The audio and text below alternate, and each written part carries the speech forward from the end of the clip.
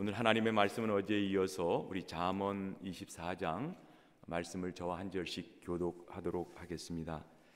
여러분들의 펜을 꺼내셔서 특별히 내 마음 가운데 들어오는 말씀, 성령님 주시는 음성이라 생각을 하고 또 이렇게 실천하고 이렇게 했으면 좋겠습니다.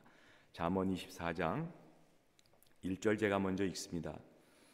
너는 악인의 형통함을 부러워하지 말며 그와 함께 있으려고 하지도 말지어다.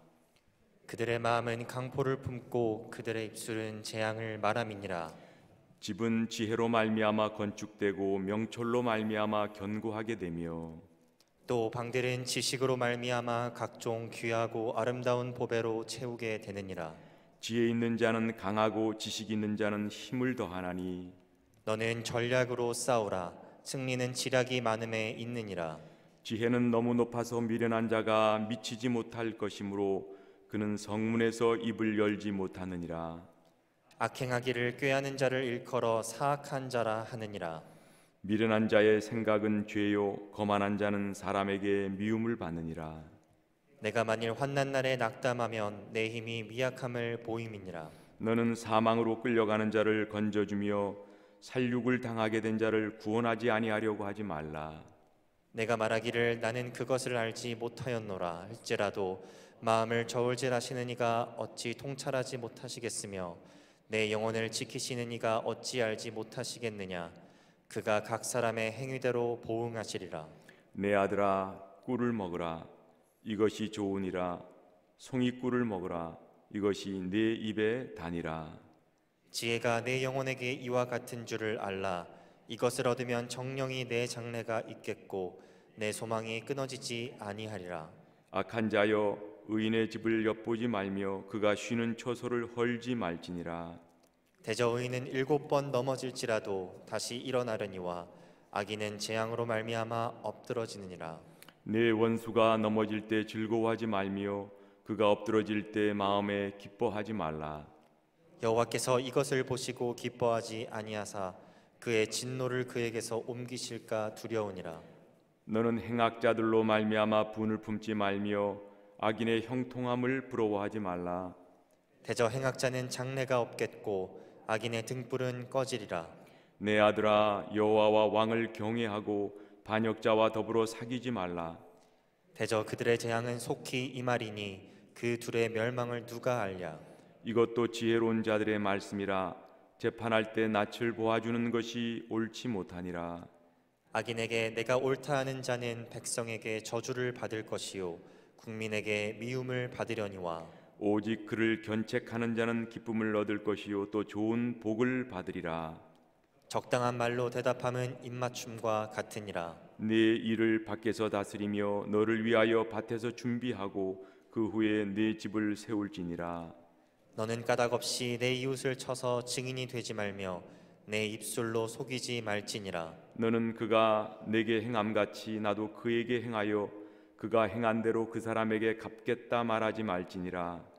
내가 게으른 자의 밭과 지혜 없는 자의 포도원을 지나며 본즉 가시덤불이 그 전부에 퍼졌으며 그 지면이 거친 풀로 덮였고 돌담이 무너져 있기로 내가 보고 생각이 깊었고 내가 보고 훈계를 받았노라. 내가 좀 더 자자 좀 더 졸자 손을 모으고 좀 더 누워 있자 하니 내 빈궁이 강도같이 오며 내 곰핍이 군사같이 이르리라. 아멘. 예, 저희는 계속 30가지 교훈, 잠언 22장 말씀에 보면 30가지 교훈에 대한 이런 말씀이 있고 계속 23장, 24장 30가지의 교훈이 대조법보다는 설명식으로 나와 있는 말씀을 읽고 있습니다. 그래서 오늘 24장 1절부터는 30가지 교훈 중에서 19번째부터 마지막 30번째까지 교훈이 적혀져 있고 또 12절에 추가 교훈이 들어있는 내용이 오늘 잠언 24장의 말씀입니다. 최근에 제 딸 부부가 프리스코에 집을 지어서 이사를 했습니다. 물론 집을 짓기 시작한 지는 상당히 오래되었습니다만 이렇게 집을 다 지어가는 그런 과정 가운데 보니까 늘 그 집에 대해서 관심을 갖고 찾아가서 얼마만큼 지어졌나 보기도 하고, 또 들어가서 파운데이션이 제대로 됐는가 이렇게 보는 것을 보았습니다. 그제 이제 집에 이제 이사를 하고 들어가서 같이 좀 예배를 드렸으면 좋겠다. 그래서 집에 가서 같이 예배를 드리면서 시편 127편 말씀을 같이 나누었습니다. 여호와께서 집을 세우지 아니하시면 세우는 자의 수고가 헛되다. 네가 집을 사서 이렇게 들어오는 것 같지만 우리 하나님께서 이 집을 세우지 아니하시면 이 집 세운 것 아무리 좋고 예쁜 집 또 안에다가 좋은 가구를 넣어도 너희 집은 평탄치 못할 거다. 늘 하나님을 잊지 말아라. 이런 말씀을 같이 나누었습니다. 오늘 잠언 24장의 말씀도 보면 이렇게 집을 세워나가는 이런 말씀들이 본문에 많이 등장합니다. 특별히 우리 3절 4절 보면 3절에 보면 집은 지혜로 말미암아 건축되고 명철로 말미암아 견고하게 되며 또 방들은 지식으로 말미암아 각종 귀하고 아름다운 보배로 채우게 되느니라. 우리가 집을 건축할 때 벽돌로 혹은 나무를 틀을 잡고 또 벽돌로 이렇게 집을 지어가지만 하나님 말씀은 우리의 집을 지어갈 때 지혜로 지어가라, 지혜로 건축을 하라 이렇게 말씀합니다. 특별히 우리의 인생의 집을 이 땅 가운데 지어갈 때 우리는 지혜로, 그리고 방에다가 여러 귀한 좋은 퍼니처나 이런 것들로 보배로 채우기보다는 하나님의 어떤 주시는 아름다운 각종 귀하고 보배로 또 지식으로 말미암아 이 모든 것들을 채워가라고 오늘 말씀을 하고 있습니다. 우리의 집이 지혜로 지어지고 명철로 튼튼해진다. 또 지식이 있어야 방마다 귀한 보화로 가득 찬다는 이런 은유적 표현을 말씀하고 있습니다. 그저 이것은 우리 외적인 모습뿐만 아니라 우리의 내면적인 모습, 우리의 내면적인 인격과 성품에 대한 말씀을 하고 있다고 생각을 합니다. 이런 집을 짓는 말씀은 3, 4절 말씀뿐만 아니라 27절 말씀에도 나옵니다. 27절 같이 한번 읽어볼까요? 시작. 내 일을 밖에서 다스리며 너를 위하여 밭에서 준비하고 그 후에 내 집을 세울지니라. 우리의 집을 세우는데 우리의 집 세우기 전에 먼저 해야 할 일이 있다고 말씀하고 있습니다. 밖에서 다스리고 너를 위하여 밭에서 준비해라. 이런 말씀을 하고 있습니다. 이 얘기는 무슨 말씀이냐 하면 일종의 우리가 집을 세운다, 가정을 세운다, 이것은 우리가 결혼을 한다는 것에 표현할 수 있는데 결혼하기 전에 그 결혼을 위한 여러 가지 부양할 책임을 준비하고 또 지참금을 준비했던 옛날에 그런 전통된 모습과 마찬가지로 영적 가정을 세우기 위해서 우리가 미리미리 준비해야 될 것, 쉽게 또는 좋게가 아니라 미리미리 준비하고 내가 이렇게 가정을 세우고 집을 세우는데 미리 어떤 대가, 어떤 비용을 치루어야 하는가에 대한 이런 준비와 생각을 하고 그런 자세를 갖고 집을 지으라는 말씀입니다. 그래서 저는 전반적으로 오늘 잠언 24장 말씀을 이렇게 지혜롭게 집을 세워가는 이런 사람들의 모습 혹은 자세가 어떻게 돼야 하는가 이런 말씀으로 여러분들하고 나누기를 원합니다. 오늘 1절 2절 말씀 보면 너는 악인의 형통함을 부러워하지 말며 그와 함께 있으려고 하지도 말지어다. 그들의 마음은 강포를 품고 그들의 입술은 재앙을 말함이니라. 악인이 잘 되는 것, 악한 사람이 잘 되는 것 너무 부러워하지 말아라. 그들과 함께 있으려고 하지 말아라. 그들의 마음은 강포를 품고 입술은 재앙을 말한다. 즉 남을 해칠 이런 말을 하는 이런 악인들과 함께 하지 않는 것이 지혜로 집을 세워가는 자의 자세라는 말씀입니다.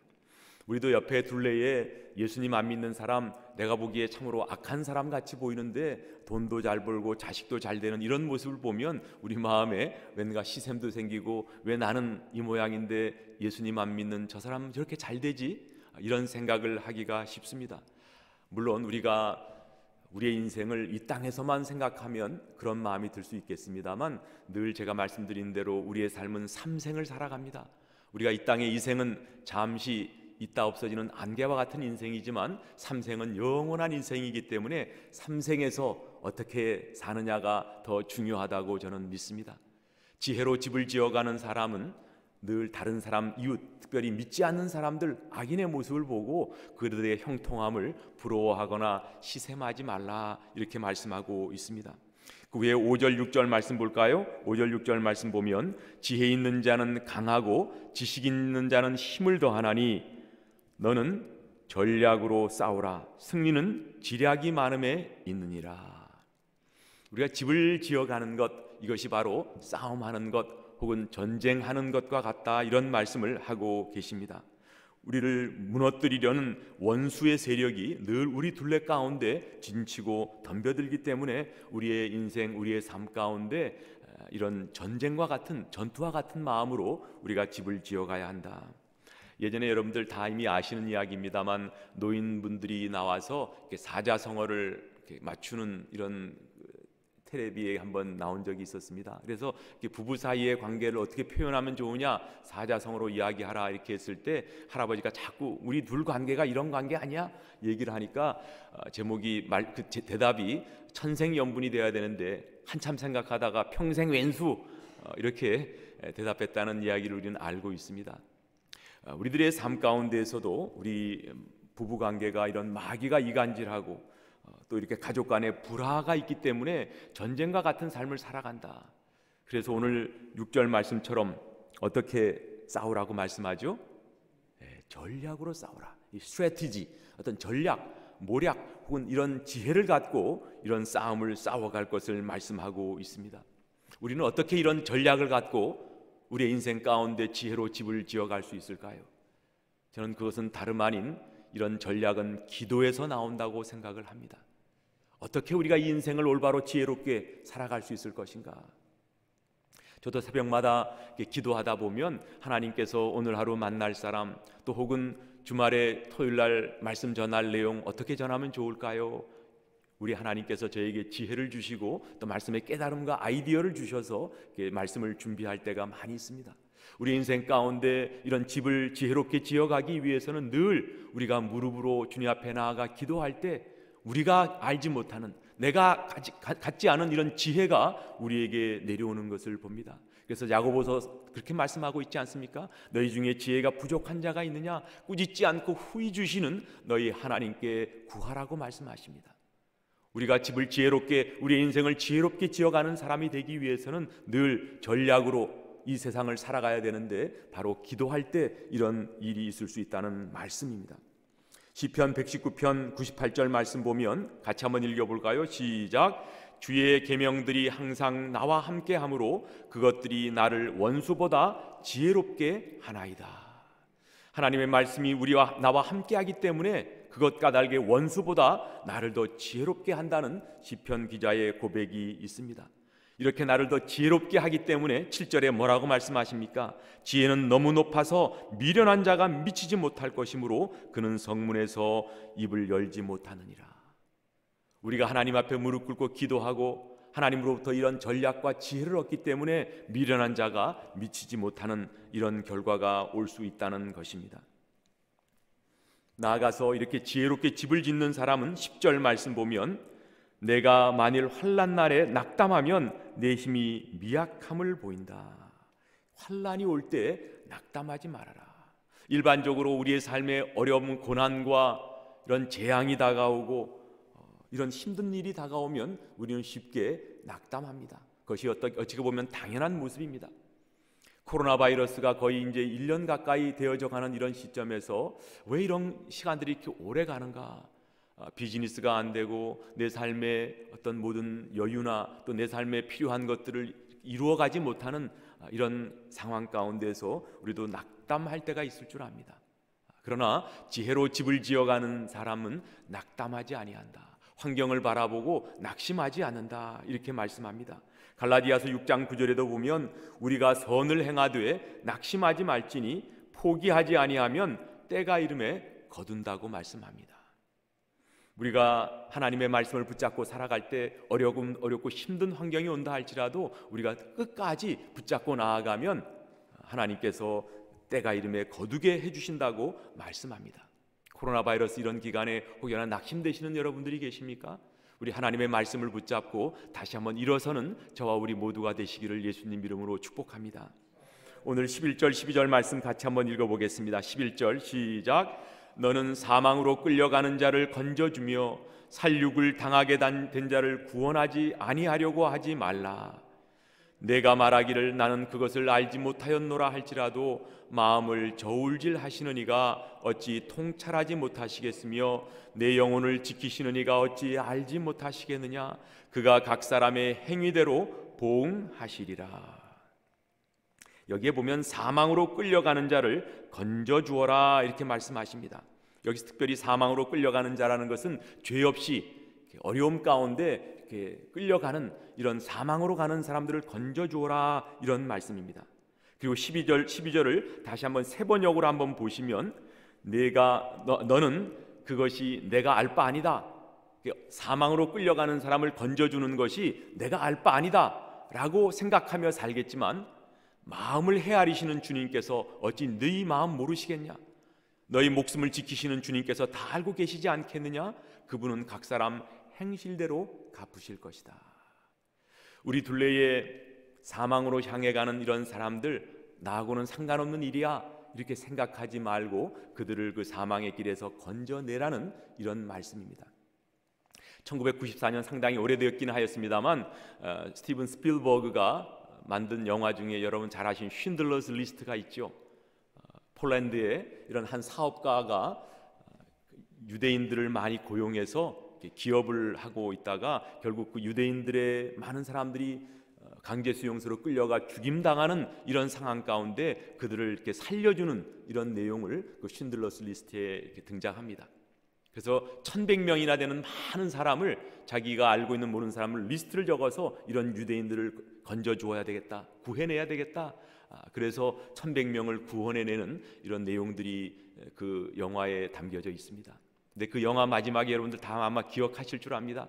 많은 사람들이 자기를 구해낸, 전쟁이 끝나고 구해준 그 주인한테, 그 사장님한테 참 감사의 이런 시간을 가질 때에 오히려 그 사람을 건져줬던 그분은 자기 자신이 조금 더 노력을 했으면, 이 차를 팔았으면 10명은 더 구해낼 수 있었을 텐데, 내가 갖고 있는 이 핀 하나 이거를 팔면 2명 아니 1명이라도 구해낼 수 있었을 텐데 내가 그렇게 못했다고 울면서 내가 좀 더 할 수 있었는데 그리하지 못했다는 이런 한탄을 저희는 그 영화를 통해서 본 적이 있습니다.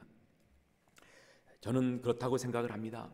오늘 이 말씀을 우리의 삶의 지혜로 집을 지어가는 사람은 어떤 인생을 사는가? 우리 둘레에 지금도 얼마나 많은 사람들이 사망으로, 죽음으로 향해 가고 있습니까? 여러분, 한국 분들 가운데 보통 믿는 사람들의 퍼센티지가 몇 %라고 얘기를 하죠? 어떤 사람들은 예전에 한 25%, 4분의 1 정도가 크리스찬이다 얘기를 합니다만 갤럽 조사에 의하면 한 17%라고 합니다. 그것도 정말 예수님을 영접한 사람인지 아닌지는 모르고 교회 출석한 사람들의 숫자가 한 17%라 하니까 저는 그보다도 더 적다고 생각을 합니다. 그것을 우리 달라스 사회에 대입을 해보면 우리가 달라스 한국 교민이 얼마나 됩니까? 저는 잘 모르겠습니다만 10만은 넘는다고 합니다. 10만으로 친다면 우리 하나님을 믿는 사람이 몇 %? 17%면 몇 명 될까요? 17,000명.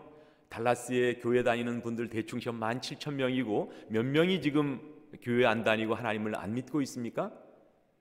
83,000명이 교회를 다니지 않고 예수님 안 믿는 분들이라고 저는 생각을 합니다. 우리 하나님께서는 17,000명에 관심이 있으실까요? 아니면 83,000명에 더 관심이 있으실까요? 대답을 해 주십시오. 물론 17,000명도 중요합니다. 그러나 우리 많은 교회들이 17,000명 가지고 제자 훈련하고 성경 공부하고 우리끼리 좋다, 우리끼리 교제하고 사귀는 것, 그러나 우리 하나님의 눈, 하나님의 마음에는 저는 83,000명에 더 많이 가 있다고 생각을 합니다. 우리끼리 좋고 우리끼리 예배드리고 우리끼리 성경 공부안에서 그치지 아니하고 하나님의 눈이 가 있고 하나님의 마음이 가 있는 83,000명의 사람들을 그 사망의 길에서 건져내주는 일, 바로 그 사람이 지혜로 집을 지어가는 사람이라고 믿습니다. 우리 교회 또 우리 목장도 늘 생각할 때 하나님의 눈이 과연 어디에 가 있는가, 우리의 하나님의 마음이 어디에 있는가를 늘 생각하면서 우리 인생길을 세워가는 우리 모두가 될 수 있기를 원합니다. 우리 13절 말씀 같이 한번 읽어볼까요? 13절 14절 내 아들아 꿀을 먹으라 이것이 좋으니라 송이 꿀을 먹으라 이것이 내 입에 다니라 지혜가 내 영혼에게 이와 같은 줄을 알라 이것을 얻으면 정령이 내 장래가 있겠고 내 소망이 끊어지지 아니하리라. 꿀을 먹으라고 말씀하십니다. 지혜로 집을 짓는 사람은 꿀을 먹어야 됩니다. 성경에 이런 꿀에 대한 말씀이 많이 있죠. 잘못된 안 좋은 모습으로도 쓰여져 있지만 시편 19편 9절 10절 말씀 보면 여호와를 경외하는 도는 정결하여 영원까지 이루고 여호와의 법도 진실하여 다 의로우니 금 곧 많은 순금보다 더 사모할 것이며 꿀과 송이꿀보다 더 달도다. 지혜로 집을 짓는 사람은 하나님의 송이꿀보다 단 말씀을 늘 사모하고 그 말씀을 읽어가는 자라는 말씀입니다. 저도 최근에 우리 교회에서 이제 하는 성경 통독 특별히 너무 좋습니다. 성경 통독 프로그램 매일 이렇게 읽어가서 이번 주에 사실은 다 이제 요한계시록까지 끝나는데 이렇게 끝나고 나서 이제 어디 말씀을 읽을까? 이 신약을 한번 좀 다 한번 읽으면 좋겠다. 한 달 남았지만 그런 생각을 갖고 있었는데 한 분 하나님 경험하는 삶을 이렇게 수강하시는 분이 그런 단톡에다 그것을 올렸더라고요. 이번 12월 한 달 신약 통독하실 분 손 들어주세요.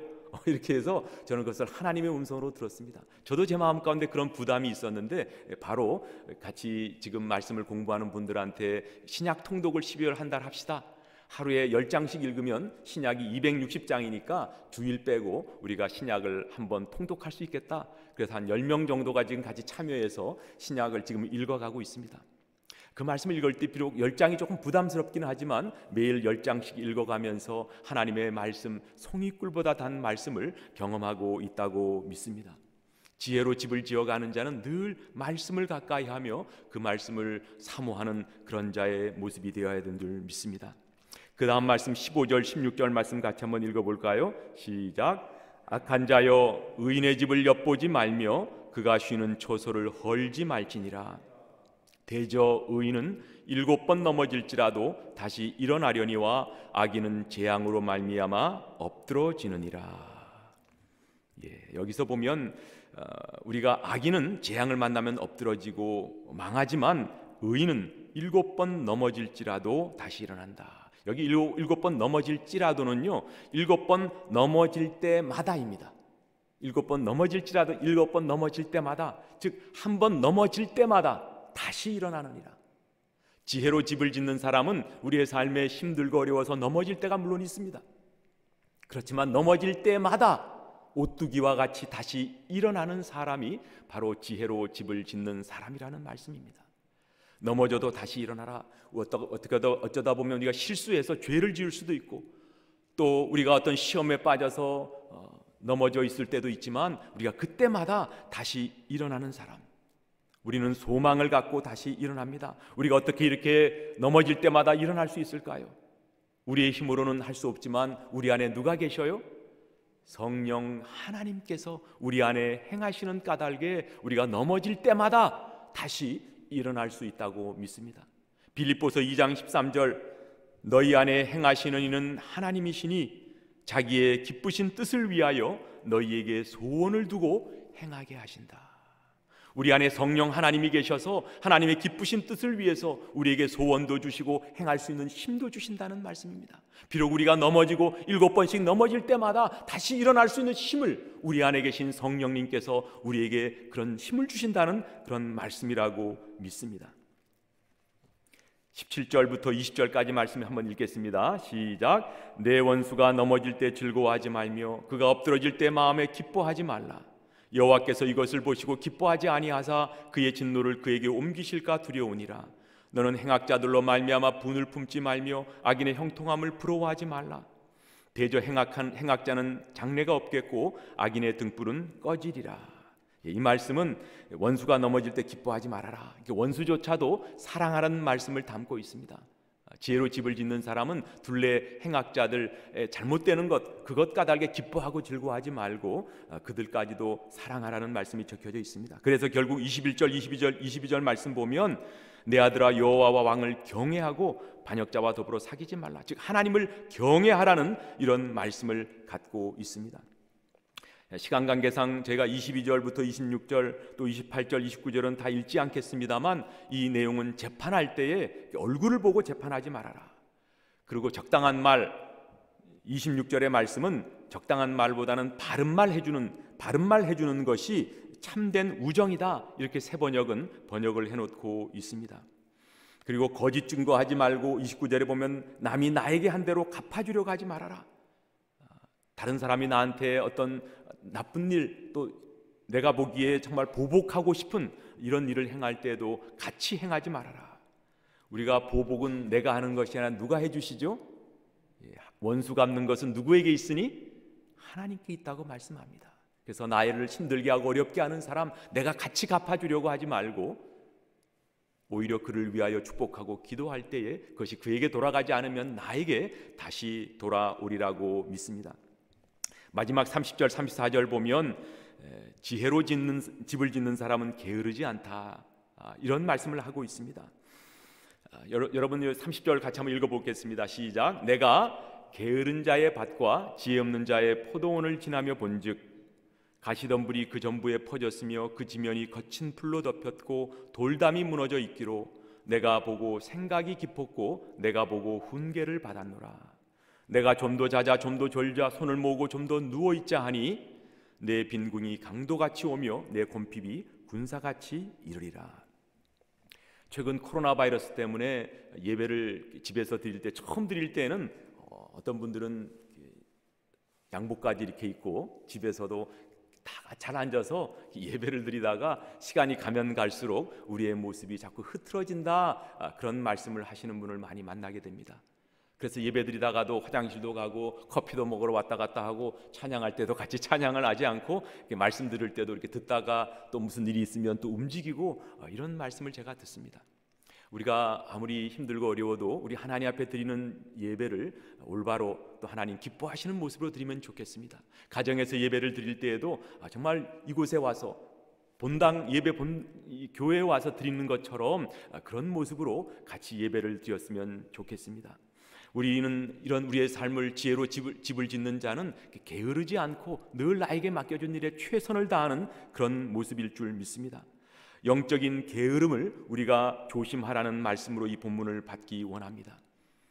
예수님께서도 요한복음 9장 4절에 보면 이런 말씀이, 같이 한번 읽어볼까요? 시작. 때가 아직 낮음에 나를 보내신 이의 일을 우리가 하여야 하리라. 밤이 오리니 그때는 아무도 일할 수 없느니라. 우리가 일할 수 없을 때가 옵니다. 우리가 일할 수 있을 때, 하나님께서 기회 주셨을 때에 열심으로 우리에게 맡겨진 일을 게으르지 않고 감당할 수 있기를 원합니다. 오늘 말씀을 전체적으로 이렇게 보면 말씀드린 대로 우리가 집을 짓는 자다. 예수님께서도 마태복음 7장에 보면 바로 이렇게 집을 짓는 모습으로 마지막 이 산상수훈의 결론을 맺고 있지 않으십니까? 그러므로 누구든지 나의 말을 듣고 행하는 자는 그 집을 반석 위에 지은 지혜로운 사람이다. 하나님의 말씀을 듣고 행하는 자, 바로 그 사람이 반석 위에 집을 짓는 사람이다, 이런 말씀을 합니다. 우리가 반석 대신 예수님 위에 우리는 어떤 집을 지어가야 할까요? 고린도전서 3장 10절 말씀에도 보면 사도 바울도 이렇게 말씀하십니다. 내게 주신 하나님 은혜를 따라 내가 지혜로운 건축자와 같이 터를 닦아두매 다른 이가 그 위에 세우나 그러나 각각 어떻게 그 위에 세울까를 조심할지니라. 이 닦아둔 것 외에 능히 다른 터를 닦아둘 자가 없으니 이 터는 곧 예수 그리스도라.